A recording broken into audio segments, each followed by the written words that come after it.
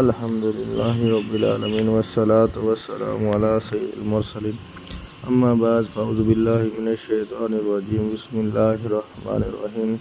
حضرت ابو ہریرہ فرماتے ہیں کہ حضرت عمر بن خطاب لوگوں کو جمعے کے دن خطبہ دے رہے تھے کہ حضرت عثمان بن عفان تشریف لائے، تو حضرت عمر نے ان سے فرمایا کہ ان لوگوں کا کیا حال ہوگا جو اذان کے بعد دیر سے آتے ہیں؟ تو حضرت عثمان نے فرمایا، اے امیر المومنین، میں نے جس وقت اذان سنی تو صرف وضو کیا اور کچھ نہیں کیا، پھر میں آ گیا۔ حضرت عمر نے فرمایا، صرف وضو ہی کیا؟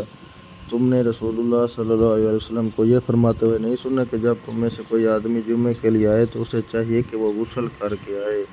ایک اور روایت میں ہے حضرت عائشہ سے کہ جمعہ پڑھنے کے لیے لوگ اپنے گھروں اور بلندی والوں جگہوں سے ایسے عبا پہنے ہوئے آتے ہیں کہ ان کے اوپر گرد و غبار پڑی ہوتی ہے اور ان میں سے بدبو آتی ہے۔ ان میں سے ایک آدمی رسول اللہ صلی اللہ علیہ وسلم کے پاس آیا، حالانکہ آپ صلی اللہ علیہ وسلم میرے پاس تھے، تو رسول اللہ صلی اللہ علیہ وسلم نے فرمایا، کاش کہ آج کے دن کے لیے تم خوب پاکی حاصل کرتے، یعنی غسل کرتے۔